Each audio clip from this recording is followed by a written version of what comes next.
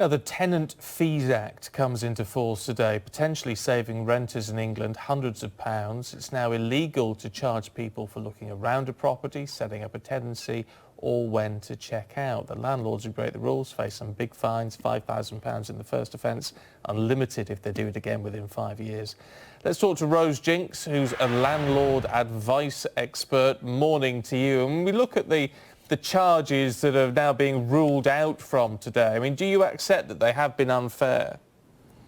Yeah, so tenants, the average fee across the country is £400, but it can vary massively across the regions. So tenants can face extremely high costs when it comes to moving into a new rental property or moving within the private rental sector. Why have landlords not done more to challenge this up until this point if they are, as you've suggested, not happy with it? Well, it could be the landlord charging the fees themselves, but often it's a letting agent that's managing the property. So the letting agent has their own set of fees. They charge those to their tenants. They also charge their landlord customers as well. So it may be that the landlord who owns the property isn't even aware of how much their tenant's being charged. But again, they do charge themselves. So now the government is stepping in and saying, we want to save tenants money. Let's put a ban on this. Do you accept that is fair? The system as it stands for today is better than it was? I believe that it should benefit the tenants.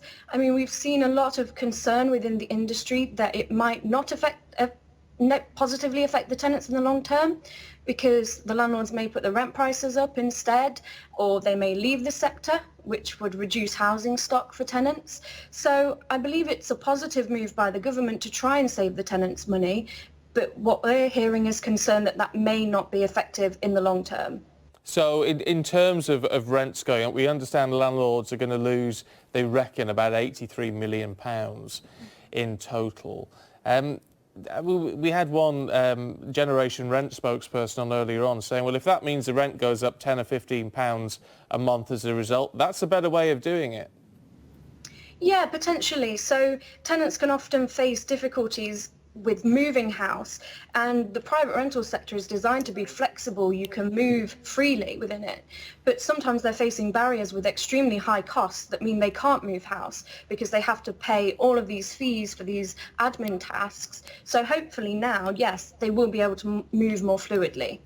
A more dynamic market in one sense, and more sort of power to the elbows of renters can ultimately be beneficial for landlords, can't it? Yeah, so we always say to landlords that if you get a good tenant in your property who looks after it, treats it like a home, pays their rent on time, that's beneficial to you. You should be supporting your tenants to actually be comfortable in their own homes. Rose, good to talk to you. Thank you. Thank you.